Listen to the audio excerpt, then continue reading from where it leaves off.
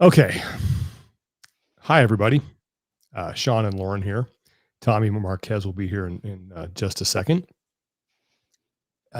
We wanted to hop on here and obviously talk about the only thing that's being talked about in this space, and that is what happened this past weekend. Um, Usually, when we do these things, we kind of have a plan of how we're going to go about doing this. That's not so much going to happen today. We know there's some things that we want to talk about.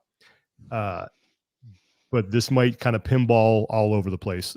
We also want to give you guys a chance to ask questions and vent a little bit if you want. And I know a lot of times people come to these things and they're waiting for someone to unload on somebody and express a bunch of emotion. And believe me, the main let's start here. Lauren, you were on site. I was not. How are I know this has been tough for you. How are you feeling right now about now that you're home, you've had a chance to kind of decompress and take a breath? It's an out of body experience, and right now I'm not crying, but it's very well that 5 minutes into this I'll just start bawling. It's emotions are all over the place. Um you want to shut off social media, but as a journalist, me, you, and Tommy, you kind of have to stay in the know. And this is the point where athletes and coaches and agents are starting to speak out a little more. Mhm. And it's important for us to see what is being said, not read the comment section, because to me, the comment section is by far the worst place to go for information right now. Because keeping in mind, and when Tommy gets here, he can add some clarity to this as well, what we were told specifically on Thursday and information that was being given and the way it was being given, there's a process and there's a way that information is distributed in those instances. And people online speculating and jumping to conclusions and all of that right now is just, it's not productive. And keeping in mind that this is an open investigation with a third party, uh, we all want immediate answers, and the reality is that we're not going to get immediate answers, and that doesn't give any of us, at least me, a sense of relief. Um, and I think that it's going to be a long time before any of us feel some kind of sense of relief. So emotions are all over the place, probably similar to everybody else. What's up, guys? Yeah, Tony, how you doing Hey, Tommy. after being there? I was talking to my wife about that this morning. I slept 12 hours last night, and I'm still exhausted. It's just one of those kind of scenarios where maybe physically I'm starting to feel a little bit better, but the emotional weight is still there. I don't think that's unique to me or any new information, but just trying to take stock of a lot of things in the moment, trying to show appreciation for the things that I have, you know. Uh, but yeah, I don't know. Uh, I sounds I was like wanted to just get home, see my wife, see our unborn child, and I like desperately want to go see my friends in my gym, because those are places for me where I can just kind of heal, I guess. But yeah, it's I don't know. I'm just still processing too. Yeah, I had kind of obviously a unique perspective watching on at home, like most people did, and there were times where it felt like you'd watch it, and I was watching with Josh Burtle, Fluffy Duck. He and I had the plans to just hang out all the whole weekend and watch CrossFit and have fun. And there were times where it felt kind of normal, where we'd find ourselves kind of getting into it and sort of cheering a little bit, and then it would immediately stop. And we would sort of look at each other and say, like, is this like, I don't know, is that, what do we do here? And I think that's what like a lot of people watching at home may have been thinking about, because we obviously did not have the perspective that you two did on site. And I just find now that like I'm mad, and I get why people are going into the comment section and just firing off, because there are a lot of people who are pissed off right now. And like I'm really angry. I'm to the point where you know, do do I want to unload on people? Yes. I think overall, I'm angry that, and we'll go through this in a little bit. Like, this is not something that just all of a sudden became an issue. Like this safety thing, but and this tension between athletes and CrossFit has been going on for more than a decade. And Yeah. this sort of this willingness at all levels to ignore and sort of turn your nose up at expertise or people who might know more than you I'm sick and freaking tired of it. I'm done with it. And it's not just at the competition level. It's everywhere. And I'm just so angry right now. And I don't know where to direct it, because the people that, people are calling out Don, they're calling out Dave and all that stuff. Like, I know those guys. I think they're good human beings. I'm sure that they are hurting right now. And so I don't know where, like, what the outlet is. I thought maybe I could go to the gym today. I don't think that's going to happen. Like, I don't know what the outlet for this. And so I hope that we can find a way to move on from this, and that changes need to be made will be made, because it's got to happen. And by the way, there's the QR code up here. I put it up there for the Lazarus Support Fund. If you guys haven't donated, you want to help out, you can go to the GoFundMe, just scan that QR code. It'll take you right there. But I don't know if I did a good job verbalizing that, but other than the fact that I'm just pissed. I'm pissed off right now. Yeah, it's, you go through the stages of grief, right? And I've caught myself in the stages of anger more recently, I think. Yeah, I don't know. I have to remind myself, right? Like, multiple things can be true at once. It's important for us to keep this issue alive, to continue to honor his memory, and with the pursuit and demand for accountability, and not let it just become another thing that gets swept away and then rears its ugly head at the worst possible way in the future. But I also think how we do that is really paramount, because I think it's important that we all do some self-reflection, on the limits of what our contributions can be, and what is actually useful, and helpful contributions at this point. Because as this process plays out, and that includes us, that includes all other outlets, it includes people watching at home, it includes people that were there, because we all experienced that differently. Speculation around details isn't helpful, I don't think. Mm-hmm. Details of the event and speculations around and accusations around that do nothing, in my opinion, just because the harsh reality is that 99% of people don't know the full extent of things and all the truth of the details of that matter. And honestly, most will never know, because it's not their business or right to know, unless the family deems it so.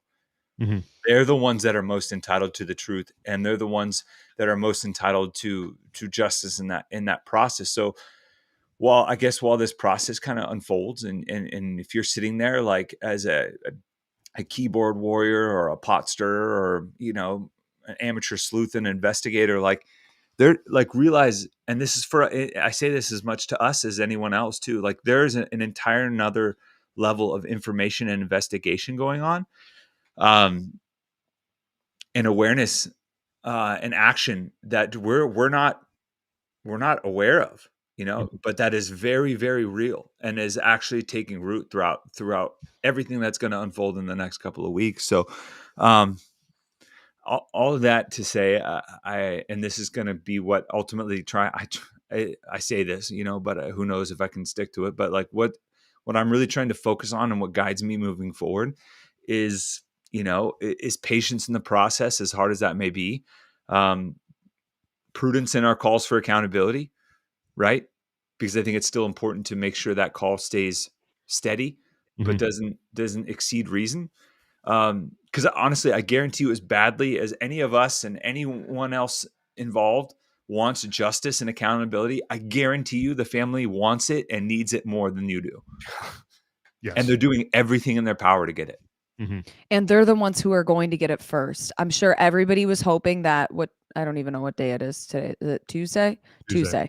I'm sure that everybody hoped on Monday or Tuesday morning that Somebody's head was on a spike so that everybody could point a finger and make somebody accountable, and that somebody was fired. But at the end of the day, it's an investigation. Somebody very well could have been fired, and we're not going to learn that information until later. I can guarantee that there's a lot of conversations happening behind closed doors that, as Tommy said, the family should get that information first. The family and the ones that are seriously close to that are the ones that deserve answers before all of us. As much as we want it, and the three of us, we're journalists. We're going to get answers, and we're going to continue to fight for answers and find how to make sure the right people are held accountable. Leading with patience, as hard as it is so important right now, because we don't want to add to the problem in the grieving process that everybody is going through. No, and I wanted to add a little perspective here because I've seen a couple of things in the comments about ignoring safety and stuff like that. Like this goes all the way back to 2011, really. 2011, and I'll just rattle through these because I was looking up a lot of it last night because I know there's been a history of, hey, this might be a problem, or maybe we need to do something about this, and it's been more or less, we're okay. 2011, Miko Salo goes into the water in the first ever time they have an ocean swim, gets hit by a wave, ruptures his eardrum, out for the competition. Next season, Deborah Cordner Carson was deathly afraid of getting into the water at Pendleton, managed to do it, get through it, and they had a paddleboarder follow her the entire way through the swim.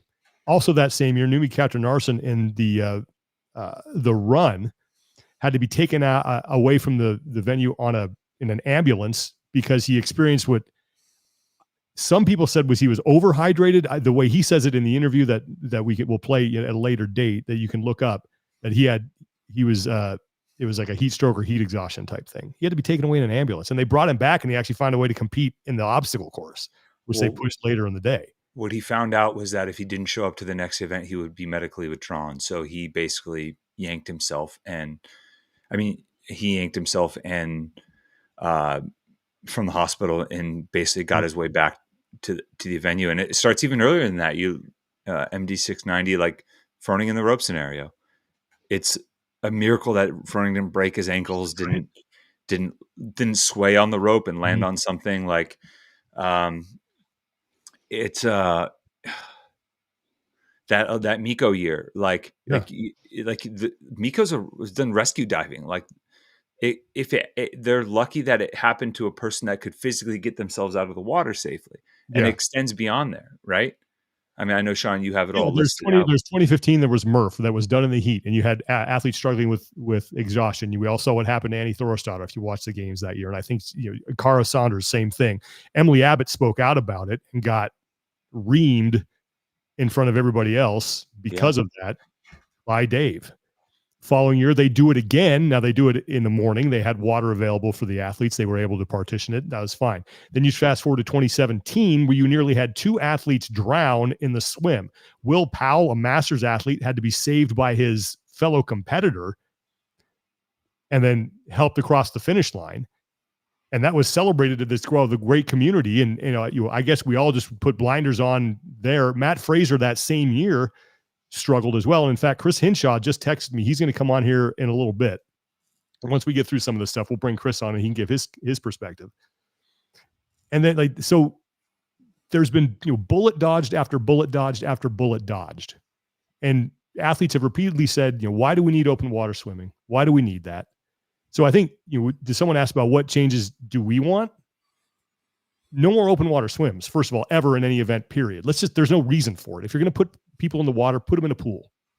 Why can't we do that? Why can't that? It's not even that, but it's seeking expert advice when it comes to risk evaluation for these things. It's looking at outside research, and again, we always talk about it. We're not in those rooms with those conversations, but from what we're gathering, it seems like there are so many people who have experience in the way that the event was structured that could have given their expert advice to help figure out what was the best way forward if they did want to have an open water swim in Texas. Yeah. And like you said, there's so many things that are we're being told in confidence by people that as this investigation goes on, I'm sure we'll uncover. And Yeah. I just, even with some people asking about in the comments about were the people on the paddle boards lifeguards, were they EMTs, what exactly were they?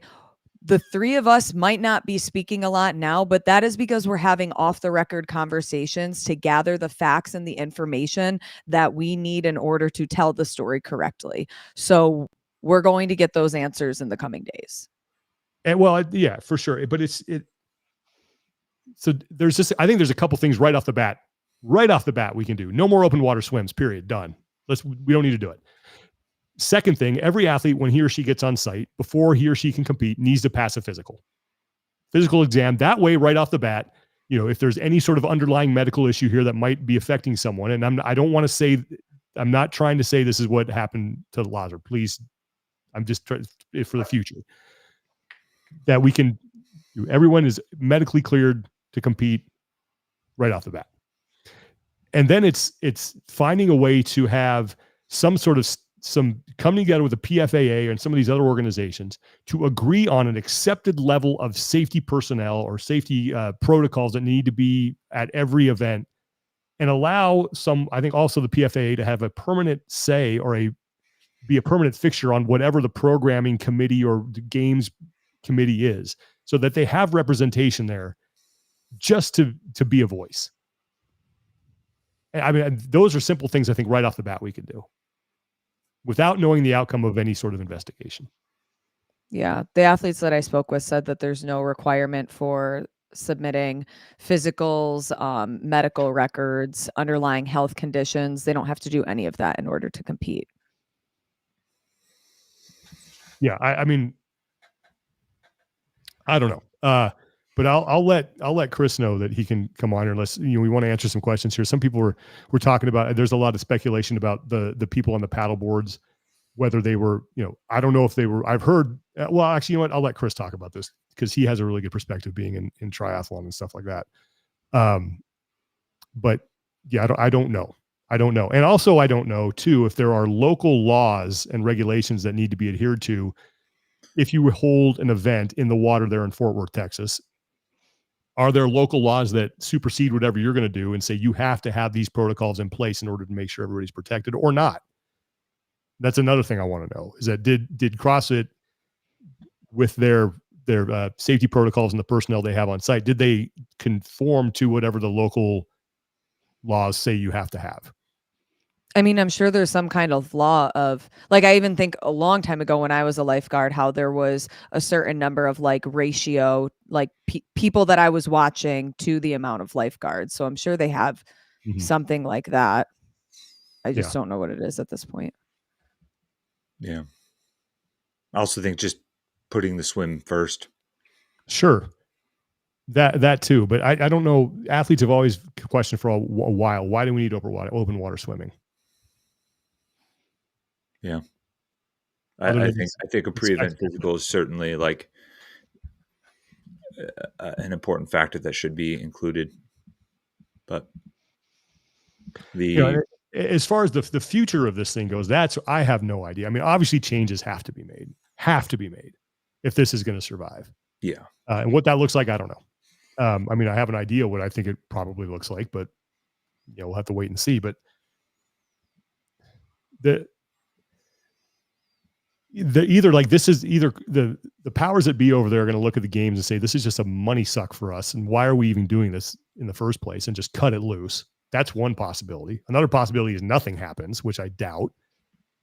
And then I guess the third is somewhere in between there. I mean, I have opinions on things that I think should happen, like what they should do with the games and how it should be run and who should be running it and how you could monetize it and things like that. That's probably a conversation for another day. But I'm just at a loss right now. I said this on our podcast, and I hope people understand this analogy.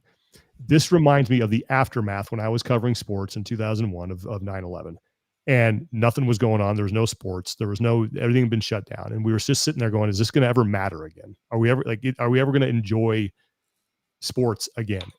And I'm at the same place now. Like, are we ever going to enjoy this again? Because this is going to, John Woolley said it the best. This has been a loss of innocence, and it's going to hang over the sport for a while and this community. And I hope there's a way out. I think there is. And I think if you watch John Woolley's Constantly Varied Conversations video, he did a great job of laying it out. That once changes are made and once certain things are in place and once we have a plan moving forward, then maybe. So I don't know. If they cut the game, so I'll just take some questions here while we're waiting. If they cut the games, what happens to the Open? It's a good question. I don't think you need CrossFit to run something like the Open. I think there are enough intelligent people in the space that really want to see something be birthed for that, something better. But I think the point is it makes money for them. People sign up, it makes money for them. I could see a hybrid model where they, CrossFit runs the Open, someone else runs the season, and kind of like you license it out, CrossFit license the games out to a production company. The people who can run this are out there. License it out to them, let them pay you a fixed fee. So all this is now is that you're collecting a check, you're allowing someone else to run the competitive season. They take all the risk and they get all the reward. They get to monetize it, but they're paying you for the licensing. You can have some sort of say in like how things are executed. And then CrossFit can run the Open. They make money off that. Then we get into some sort of season that maybe it's like 5 or 6 live events that leads into the games that's run by somebody else. That would, to me, seems to be if CrossFit's sick and tired of spending money on this is the way for them to just license it out to someone else and pay a fee. Give them a fee and then they can have a season. So. Yeah, I think Amanda has a very salient point, regardless of whether, and this is not to say some of these things were potentially not already in place, but pre-participation exams, emergency action plans, and then paid appropriate trained professionals. Yeah. I mean, we watched the news press conference. The fire department said they weren't notified. Yeah. Well, again, I don't know. So that's what I want to know. Like, what are the laws of state? Doesn't matter.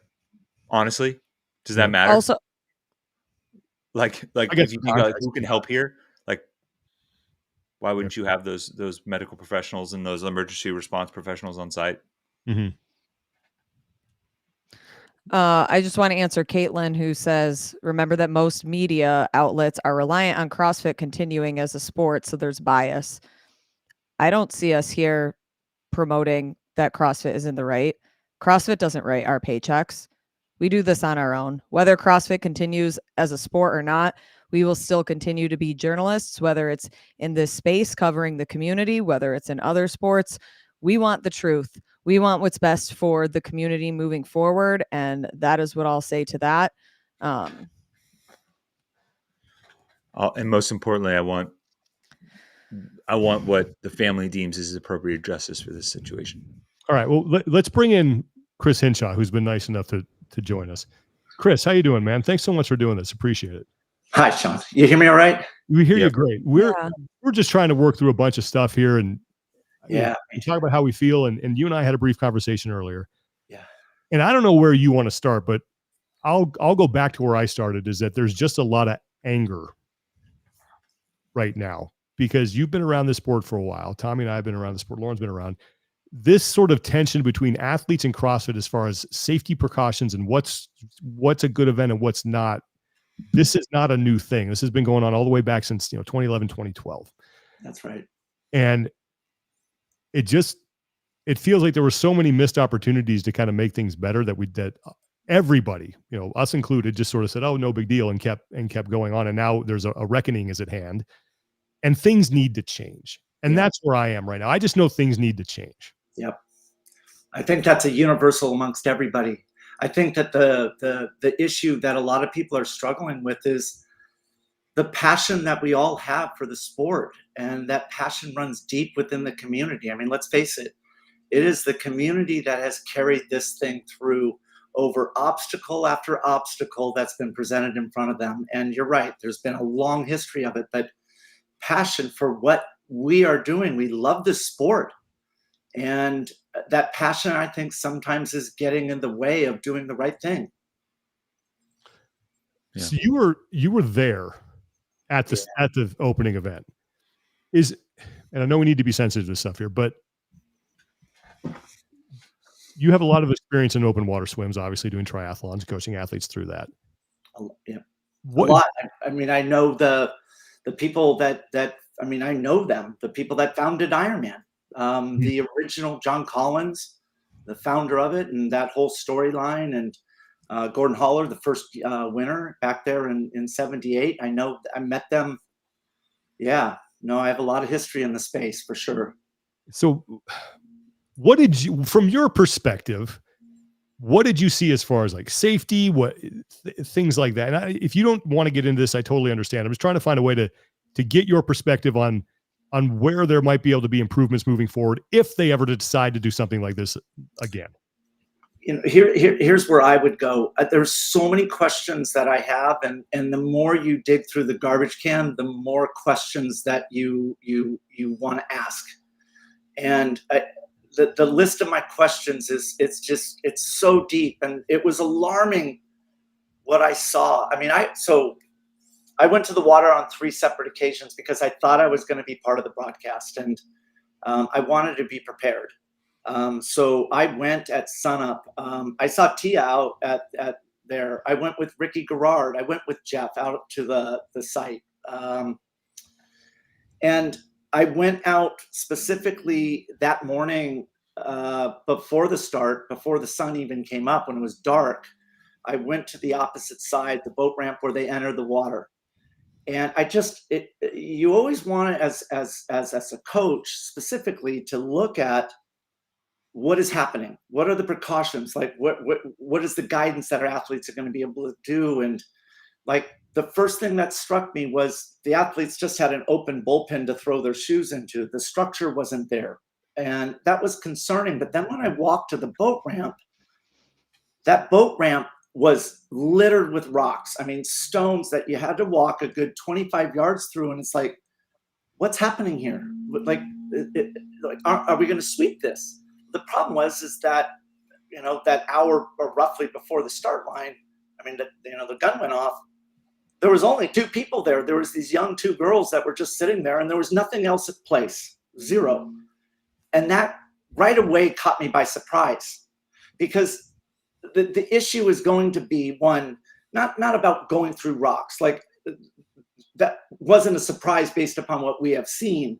My surprise was the lack of infrastructure. And when you take off and you have the run first, the issue is really about the athletes and the spread of these athletes. That the reason why you have the swim first, the number one is because you have containment of athletes. And when you have the run first in this situation, there was a risk of having someone entering the water at the same time that someone was exiting the water. And knowing that, there should be significantly more precautions in place, yet there were 2 people sitting on the boat ramp. There was nothing else in place. And those things normally happen the day before. And, you know, I heard a terrible quote. They were building the airplane after it was in the air. Yeah. Are you able to, sorry, did you have something else on that? Yeah, I just didn't want to cut you off if you wanted to continue a thought. No, the one alarming thing was what I talked to Sean about. We were talking about this could have been way worse, and I'm so like, this is what really rattles me. And the problem is that you're not paralyzed in that moment, but there's nowhere to go when you see these alarming things, when you're on the opposite side, and you don't realize that these things are happening. And the realization that really hit home was, you know, I've been working with Adler for 3 years, and so he's one of the athletes that wears a Garmin all the time. He wears a chest strap, and that data is very important to me. You know, when you have a live event like this, it is one of the times that you can really cross-check, you know, information. And Jeff is one of the most intelligent athletes in the field. He knows precisely his numbers, and it's almost an unfair advantage. And a lot of people will say that Jeff ran too fast. Well, they don't know what they're talking about. Jeff knows precisely what he's able to do. And what is unique is that Jeff was running at a very comfortable pace for him. It was a very controlled pace. This wasn't something that was extreme for Jeff. Jeff in a workout ran a 4:56 mile as just another interval. So his skill set is very high. The other piece that's very important that people need to understand is that when you run, you're vertical. When you enter the water, you're horizontal, and you will see an immediate heart rate reduction. And so Jeff's Garmin proves that's what occurs. So within 1 minute of Jeff entering the water, his heart rate was at 156, which is Jeff's upper limit of his zone 2, meaning a zone 2 all day, easy pace where he could actually breathe through his nose. So he was very, very comfortable. But after around 300 meters into the swim, you will start to see his heart rate going from that 156 and dropping below 140. Now that's alarming, because what's happening is he is slowing down for a purpose, and it's not because he's undertrained. That's not what's happening. What was happening is he was experiencing heat-related fatigue. And so for the people that listen on this, that what happens on dry land when you are in hot temperatures, meaning temperatures above your body temperature, 98.6, when you start to exert, you burn calories. And as a byproduct of burning calories, you create heat. Well, if you have outside air temperature above 98.6, it becomes a risk. And the reason why is because as a defense mechanism, when your body your core temperature gets hot, what happens is the blood gets redirected from your limbs, right? The moving muscle groups. So in this case, it would be swimming muscle groups. It would migrate to the skin. And when you're on dry land, it's a cooling mechanism. So you sweat because that cool air, or that water mixes with the air, and it creates like an air conditioner effect. And that's what happens in air conditioning, right? And so the body does that magnificently. The problem is in the water, your body doesn't know the difference if it's outside or in the water. The same effect occurs where your blood migrates to the skin to help cool, and it doesn't occur in the water. And so that's why FINA has incorporated 31 degrees Celsius as a go, no-go gauge, which is 87.8 degrees, I think, if I've done my math right. So when Jeff gets around 300 meters in, he's still in first place, but then he stops. His heart rate is plummeting.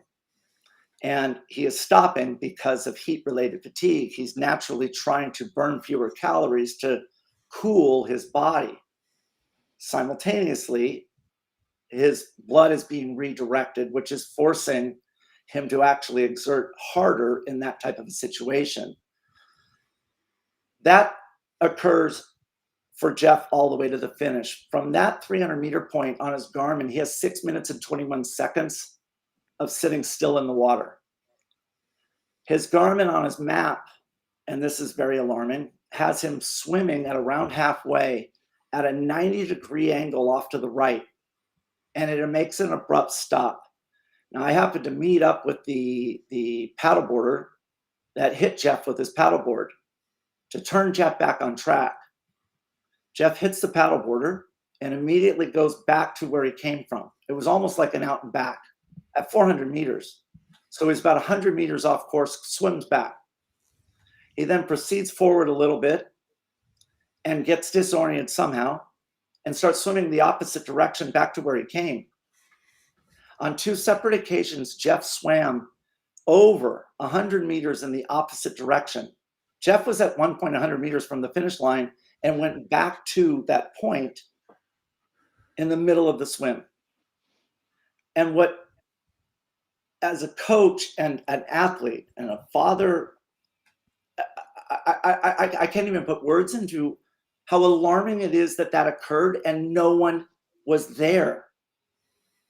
He doesn't remember this. And that we are so beyond fortunate that he's still here, because I don't know how he even finished. And imagine being in the water for that amount of time and there was no one. And that's what's heart-wrenching. We are so beyond lucky that this wasn't way worse. Yeah. Way, way, way worse. That's incredible. So for context, I mean, these, as far as like people slowing down, heart rates dropping, things like that. I mean, do you see stuff like that under normal, safe conditions, just because due to fatigue? Like, where do you know that this is natural fatigue, and where do you know that, okay, this is seriously a problem? So I've been a lifeguard. I was a lifeguard for 12 years. I mean, just as a kid, and you learn right away behavior in the water when there's fatigue. And I look at the video. I look at the video of Lazar, and he is exhibiting classic symptoms of, he is in struggling. This rapid bobbing it's so obvious that here is a guy that is in extreme panic, and he's trying everything he can because he's rapidly breathing, right? And that's what he's doing. He's gasping. He's trying. And I don't know if the people on the water, like, I have so many questions. Were they wearing personal flotation devices? Were they actually able to throw someone a personal flotation device? What was the policy that these paddleboarders had to actually rescue somebody? Yeah, it's really, I'm very alarmed by it. Like, the number of buoys was a concern to me as well. Like, the buoys typically would be numbered, or at least be able, like, let's say there was 10 of them in the water, they're location beacons in open water swimming. It's between, 1 and 2. The fact that athletes were swimming on both sides of the buoys, what the heck was that about? You just compounded your problem. You have now instead of being on the right side of the buoy or the left side of the buoy, now they're on both sides of the buoy. The difficulty for someone on a board to track both sides, I don't understand that. That never should have happened. But, and I don't know, and I wasn't involved in these discussions. Again, mine was only through observation. And again, I've done, I don't know how many triathlons. I mean, let's say 200, and open water swims, and run, swim, runs, and run, swims. And I've never seen that ever occur, ever. This includes events that you've seen with CrossFit? Yeah. So, and that's the shame. I mean, we saw that in 2017 with Fraser, and that's on a Mark Bell podcast. Yeah. And Brent Fikowski, thank God, was there to pull Matt out of the water. Well, he wasn't the only one. Will Powell also almost drowned that year too, a Masters competitor. Yeah, I mean, that podcast of Mark Bell's, if people look it up, it's still on YouTube, and you'll see Brent Fikowski is the first comment there because he grabbed him. And we don't know if the question we're getting a lot here in the chat is, like, the paddleboarders, were they lifeguards? Were they EMTs? Were they volunteers? We don't know. No, I mean, I don't know. I have heard from multiple people, but it's hearsay that there was a lot of volunteers that got turned away because they weren't EMTs. But that's the opposite, because does an EMT that doesn't have lifeguard experience, like, does that mean they're qualified? Or that's what to me, I don't understand it. My eye is different. Like, I'm not a doctor. I wouldn't have any idea what a doctor would look for. I will tell you, though, when I finished Ironman every year, there was a medic there. And I mean, let's put a little levity into this. So when I did triathlons, I realized that if I got a couple of IVs, I'd be good to go the following day. So I'd always go in the medic tent. I'd always go on a cot, and I would always get IVs. But the medic would look at you, ask you a question to make sure that you were, like, capable of having, like, you were lucid. And they would do a temperature check, and at 106, they send you to the hospital because there's brain damage at at 104 and higher body temperature, there's the risk of death goes up. And I don't know, because I didn't have any passes. Again, I didn't have a coach's pass. I didn't have any access, so I couldn't see what was happening there. That's why I have a lot of questions. Maybe that did occur. Wait, let me ask you this, because a lot of people looked at this event and they said, "Oh, it's cool the way it's laid out. You're going to run, and then you're going to swim." Now, under ideal circumstances, with what you would deem, proper safety personnel in place, buoys where they need to be, all that stuff, is the structure of the event in your mind still okay with the run first? In that, if that happens? Yes, I think that the risk is that it's the same thing that if we were in Southern California and the ocean was completely calm, and your line of sight is easier. But what if it is high surf? then you have to change based upon the variables. So I kicked myself. I mean, one of the huge regrets is I went to the water 3 separate times and I never went in. Mm. I watched others go in to see whether or not there was safety risk of rocks or things like that, and I kicked myself because temperature is the biggest risk in swimming. And if you have that risk, that is the most important piece that you're looking at. Well, when you have another event beforehand, such as this run, it makes containment of athletes, line of sight, more challenging, meaning you need more people on the water. And so back, like, for example, just context, the very first Ironman that went off in 1978 in Oahu, they do the Waikiki rough water swim. I think there was 11 triathletes or 11 athletes that went off in the very first Ironman year. Every single person had their own paddleboard. Wow. So Do normally, you know- like you've seen in Dubai, what do they do when they make them hold on to a lifeguard buoy? You swim with it. So there's just a lot of questions that I have because I didn't see, and I don't know what went into the setup of that. I wasn't privy to any of it. I was never once asked by anyone for my opinions on anything. Do you know if there is a legal limit for the water temperature in order to continue with the swim, and even potentially what the water temperature was that day? So I'll just tell you what answered for what I know and not speculate. So I know FINA, Sure. FINA, which is the organizing body for swimming. It's one of them. They published 31 Celsius, which is, I think it's 87.8 degrees Fahrenheit. Mhm. Jeff's Garmin said it was 87 degrees. So he was below that limit. Now, they do have races around the world, open water swimming, like they have them in Dubai and Qatar. I mean, they have them in warm water. So it's not like you can't have that, but the risk of it substantially increases. And that's the key, is every race and every event has risk.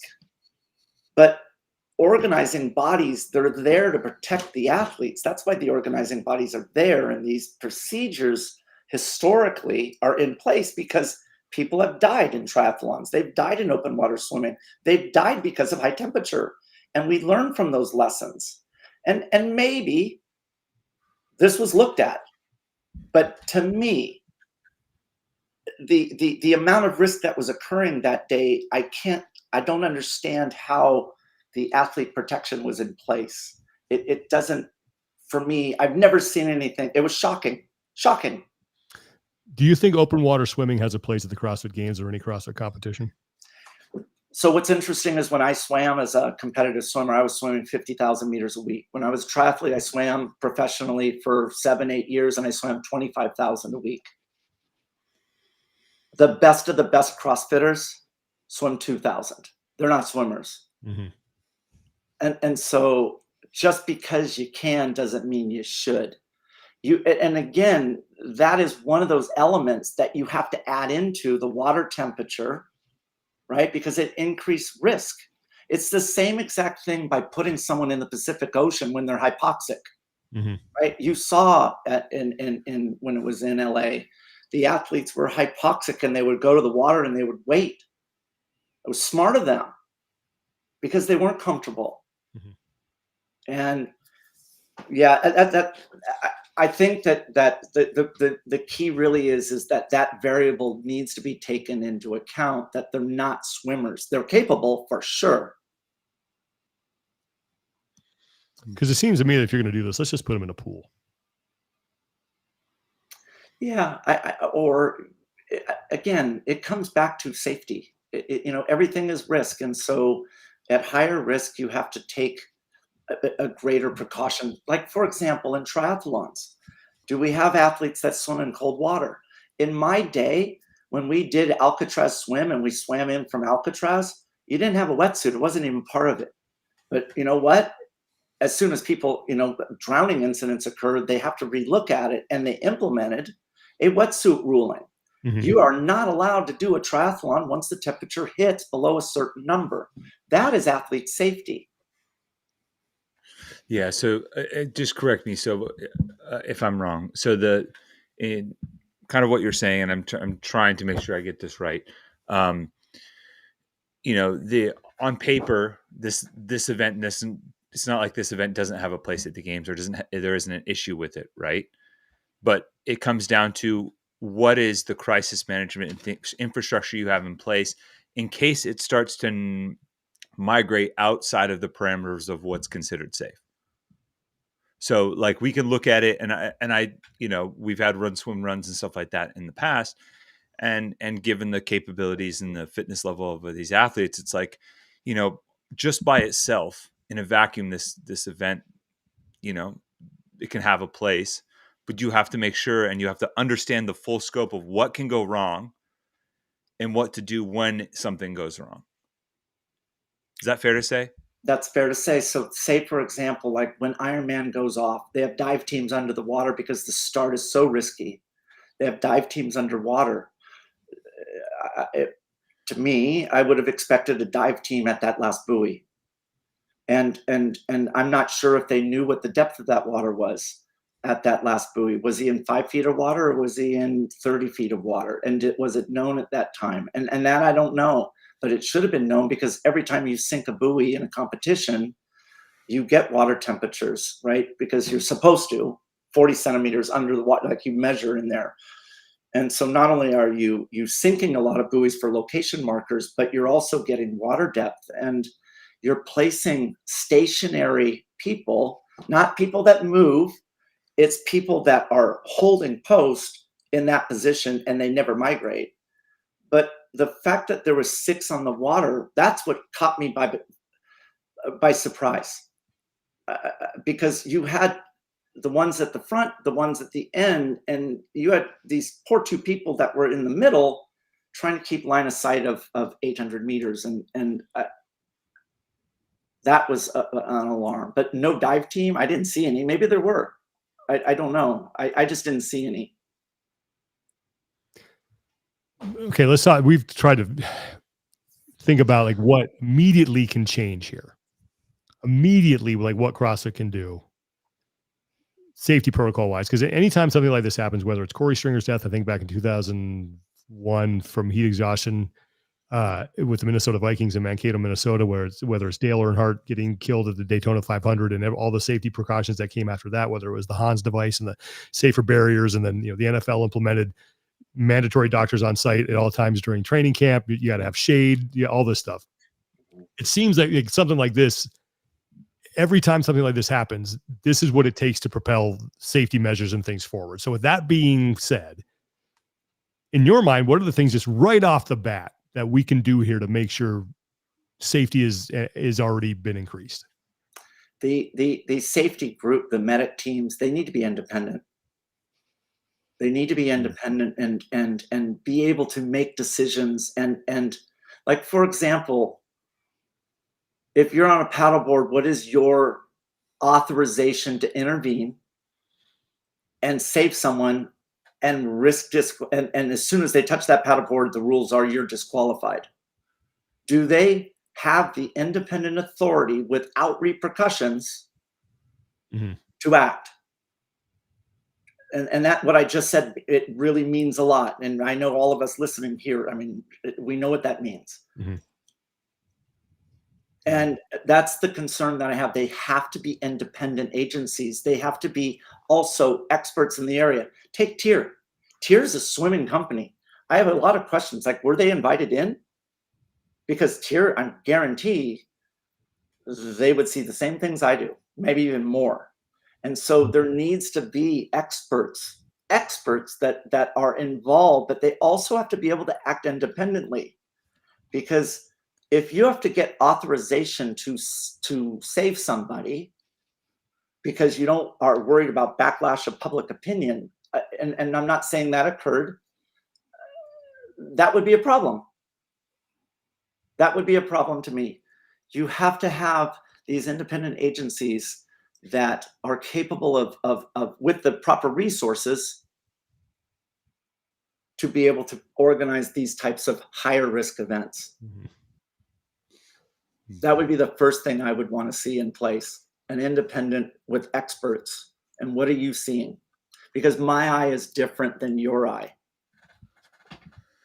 There's some people in the comments have brought this up, and I'm looking at it right now. How are we doing in the comments? Are they killing me? No, Brent Fikowski's post, I've got it right here. Yeah. There's some conflation around what you're actually saying relative to like your initial thoughts on paper, what the test was like beforehand, which is, it's not the same thing. This is Brent Fikowski's post. He said, "The weekend is over and I miss my friend Lazar. Since 2020, I've done what I can to professionalize and improve the sport of CrossFit. With the support of others, we set up the Professional Fitness Athletes Association and petitioned CrossFit on behalf of athletes to create a fairer playing field, standardized movements, and more than anything, promote athlete safety." Whoops, sorry. And you got to go to the next page. And it's when we propose constructive feedback, the sentiment we're left with is, "Don't worry, we got this. Just trust us. We have a better understanding of this than you do." The problem is no one on their team has competed or coached in the sport at a high level. Also, they won't let athletes be involved in the process because everything they do has to be shrouded in mystery. Pat, Tia, Cole, Thea, Annie, Lazar, Luca, Chandler, Laverne, Dinah, Victoria, Royce, myself, and many other athletes coaches these past 4 years have been willing to volunteer our time with the PFAA to lend our experience to help the sport improve. And one by one, we've all lost interest because there has been no reciprocity. Whilst I know that CrossFit does not aim to hurt anybody, when they say, quote, "safety is our number one priority," end quote, I simply have not believed this to be true for a long time. I believe their top priority has always been their subjective definition of the test and the creative freedom they wish to exert when inventing these workouts. Athlete safety comes at best a paltry second. And this past weekend, that strategy went terribly wrong with the most tragic of consequences. I never thought it would be something as bad as one of our friends drowning in a lake. I'll be honest, I was worried about avoiding many of the same safety issues we've tried to solve in the past. A knee injury caused by doing a max back squat on a wet wooden platform in the rain. An injury from landing on a coiled climbing rope. Achilles injuries from rebounding box jumps. 36 out of the 320 men experienced pectoral tears. I forgot to mention that one. In 3 consecutive weeks of regionals with no programming alterations or illness from E. coli bacteria in a lake. It's a pattern of behavior. It's their repeated attitude to our concerns. We try to provide feedback. They don't listen. To provide clear, unambiguous evidence of this, let me set out in detail how we as the PFAA tried to get more clarity on the heat in Texas for this year's CrossFit Games. He goes through this whole thing about, he has all the dates, September, December, of everything. I mean, this is laid out here. And this is why you guys can go look at this. I don't want to read through this whole thing because it's just going to be just me reading Instagram posts. But that's the frustration. And it's not just with this. Like I said, there's other areas in this company where people who know what they're doing, who have all this experience, are being pushed out of the conversations. It's like, no, we got this. We know better. And it just seems like it permeates everything now. That's the problem, is that a lot of people don't realize I don't have all the information. So when I look at event 1 and it gets announced, for example, I don't know what the actual event is. So we assume it's 3.5 miles. We assume it's an 800-meter run, but we don't know. But I also don't know what the water temperature is in these variables. I certainly know what the feels like temperature is. For me, again, I'll go back and say it over and over again. I think that on paper, this is an amazing event. I liked the event. I think that the ratios and the way that they did it, it was reasonable, meaning that distance versus the swim. Historically, what they've done is very similar types of event. So as a coach and an athlete, that's what I look at. But it's higher risk in doing that. Am I part of those meetings? Absolutely not. I've never been advised of that. If I was involved in that, it would be alarming right away that there was only 6 because of the increase in risk in having to run first. There is nothing wrong with having to run first, but it's higher in risk. It's the same thing. If that water temperature was 15 degrees cooler, it'd be completely different. You have to take into account these variables. And unfortunately, people like Brent Fikowski, if he was involved in that meeting, would have said the same thing, because he has an eye just like mine. He knows. But we weren't given these variables. None of the athletes were. The fact that they were at the last minute told that they could swim on both sides of the buoy, we didn't have that information until I was told by Alex Gazan on the airplane yesterday that that was a last minute change instructed to the athletes. So people have to be aware, we're not in that circle. We don't get this information. I only know as much as everyone else knows. But that's why, so for me, in my position as an expert in run, swim, run, these events occur all over the world every weekend. But you have to look at the precautions to protect the athletes. And that's my issue. Yeah. And to be fair, in any athletic endeavor, you cannot get risk down to zero. No. You can't. And that's why triathlons are dangerous. Sometimes people, you see people overexert themselves. Like it happens. People die during triathlons. I think I went to Wikipedia, and according to Wikipedia, like 8 people have died this year alone in triathlons. But I'm not trying to say that's neither here nor there. Just that it happens. Injury happens. We saw, I think Arthur Semenov injured his biceps during an event. Like people look at that and say, well, that's part of competition. Like you might get hurt. Yep. But it just seems that there's just common sense things in place here that we could do that could just make this better right off the bat. Yeah. I mean, that's where there should have been more awareness of these variables. And that's what's also a struggle for me is that I told Heidi, my wife, I'm like, I kicked myself. I wish I went in the water. I wish I did. Because it would have been a red flag for me. And I just do you think if you had said something would have said they would have? I don't know. I mean, he was a friend of mine. I mean, a very, and I don't know. I have a lot of regret and shame about the whole thing because I don't know. I mean, we all saw things unfold and let's face it, I wasn't the only expert that was watching things unfold. But that's the problem that I have is because that should have been a great event. It should have been. I mean, but the fact of there was such breakdown in there that I don't know. Yeah. I wish that, I wish I could go back in time and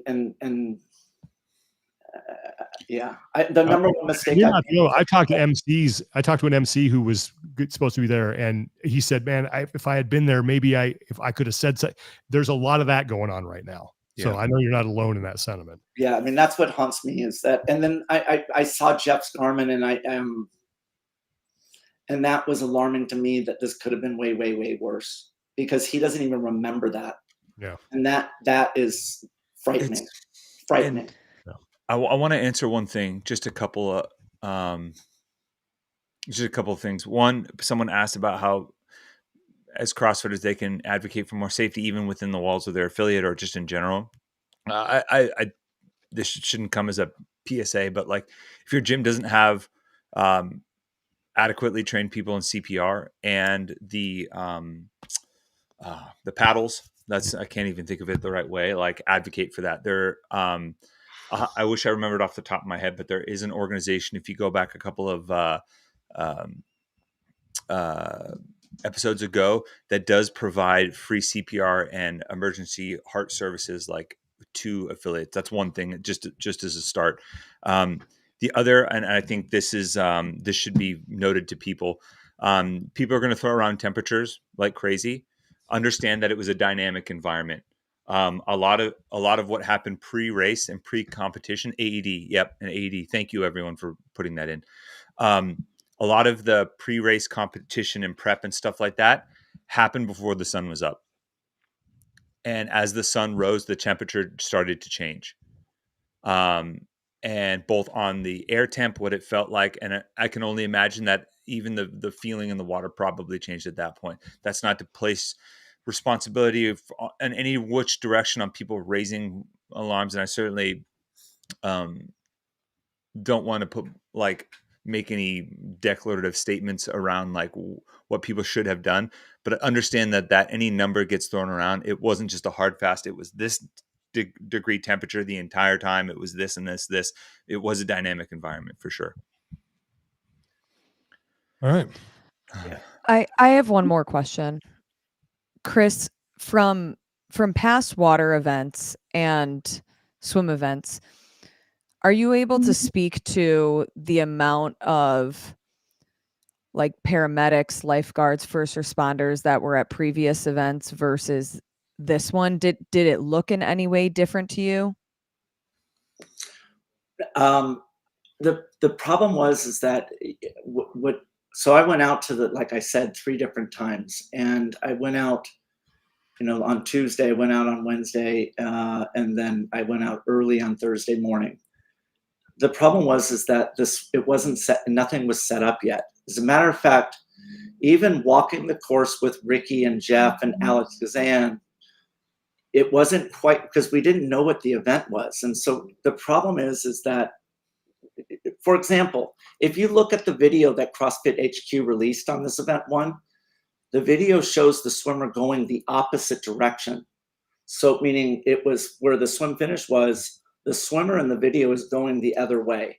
And so there was always, matter of fact, in the Savon podcast I mentioned, like there might be a twist at the last second that it's going to be opposite. You just didn't know what it was. And so when I went out to look at it, what you realize right away is like, it looks far. It looks more than 800 meters. And that was my first piece, but there was no buoys in the water. There wasn't. And so without the buoys in the water, it's very difficult to get an idea of what's on the water versus like the sun location. Like, for example, I spoke with Haley Adams, and she said she never actually saw one buoy the entire time. She just followed the feet in front of her. Well, that to me is alarming. That means that there wasn't enough buoys. And so without the course set up, it's you can't make, even as an expert, a judgment call on it. It depends on what's on the water at the time that the gun goes off. And that's the most important piece for me. And those just weren't set up. Like I said, there were 2 young girls at the finish line with 0 equipment an hour before the start. And that was the first red flag that I saw. There's a couple of people asked, like, had I been calling this, would I have noticed it? And I don't think I would have, but I will tell you this. If I was in there with Chase and Chris, and we talked about this, I'm sure something would have been said on the broadcast about this isn't good. And I think to Chase and Adrian's credit, I remember sort of them calling out, it looks like he looks to be struggling, changing strokes, slowing down, stuff like that. I don't think I would have noticed it. And because I was back here, I was cutting highlights of the event, and I cut the shot of Tia coming out of the water, and I was so focused on her that I don't think I would, like at the very end there, I don't know if I would, but maybe during the event, if we had someone of Chris's knowledge in there and expertise talking about this different stuff, maybe that gets noticed. I don't think I would have, though, to be completely honest. I don't think I would have. It's easy to be the Monday morning quarterback here. Sure. Right. Yeah. And that's what I think that's very frustrating. Like I just peek at these comments here, and it's very frustrating because it's easy to make commentary afterwards. And Sure. And that's what's very haunting. Like the lack of compassion within this community is a bummer. Because he was my dear friend, and I'm bummed, and and it's sad for me to even say I'm like with what happened with Jeff, and I've worked with Jeff for 3 years. Yeah, the insensitivity is frustrating, but that's what's haunting. Yeah, it's really a difficult spot, and I didn't have to say anything, and I've been always very vocal about injustice that occurs to the detriment of my own business, because I always feel that the athletes are the most important piece. And as a former professional athlete, that's what I feel as a coach is my responsibility. And I'm sorry that people aren't happy about it, but. Well, I think there's a lot of like I will echo this. There's a lot of anger out there. I have a ton of it right now. Me too. And we all do. And we want this fixed. Let's face it, Sean, the damage that I'll get from HQ from this is immense. I mean, at some point, like we all have to say that, like, there's got to be a change. Things have to change. Right. And I don't want to direct this at, I don't want to make anything personal. I don't want to do any of that. Things have got to change moving forward. We all know that. This is, and unfortunately, it always takes something like this, regardless of the sport, regardless of the situation, for people to say, oh shit, we need to make this better. Like, we've got to do something, because there have been plenty of opportunities over the years to try to do something. Brent outlined everything that they've been doing. This has got to be the turning point. And that's the thing, is Brent has done a massive amount. He's tried, but it's like, just that it doesn't. And I feel for him too. Like, I mean, imagine just screaming and like, guys, we got to. The sad part is that you ask any athlete, are you surprised that this occurred? They're probably saying, maybe this severe of a tragedy. Yes, I think they might be surprised, but some extreme hurt, like they're not like the sledgehammer thing, and they're yeah. So yeah. So yeah. Well, Chris, look, we really appreciate the perspective. I know this is a crap time for everybody.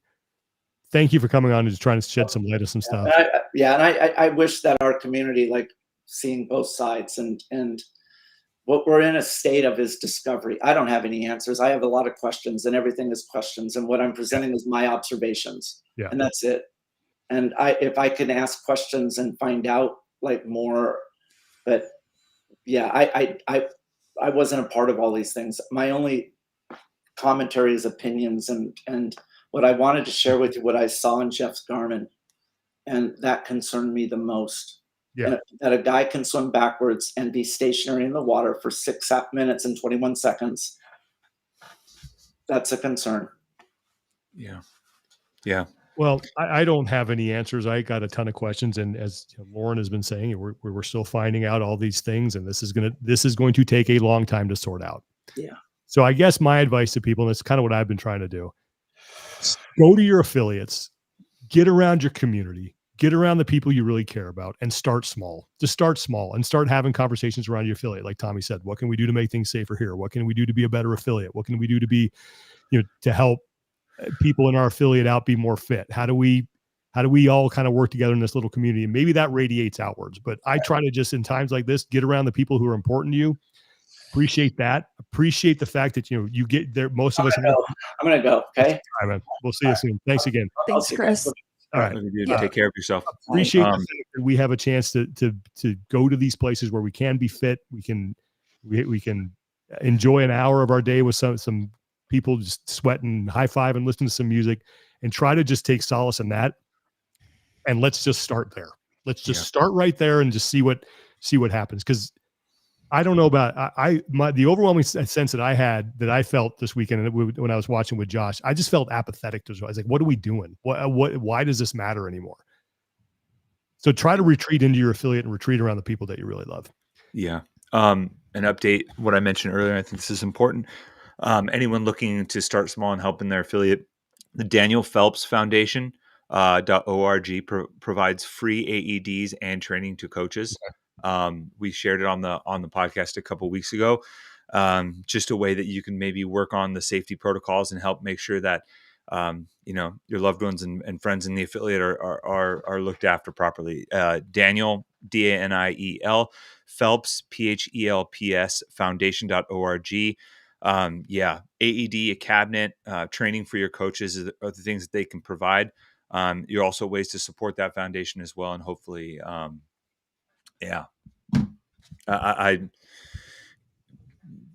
been fortunate to be a part of the CrossFit community for a long time, and to be a part of some very good affiliates. And the life-saving stories that's as simple as having an AED with good training can do is a good way to start. Yeah. Lauren, you got any closing thoughts? Just processing. The Jeff story was hard to hear from a data perspective, and I hope that everybody is just kind and gentle to each other. Nobody has the answers right now. We're all just trying to do our best and trying to facilitate a space to tell these stories and seek the truth. Yeah. And someone just commented, scan the QR code. If you guys want to help Lazar's family, you can scan the QR code, or you go to GoFundMe, just search Lazar Jukic. It'll come right up.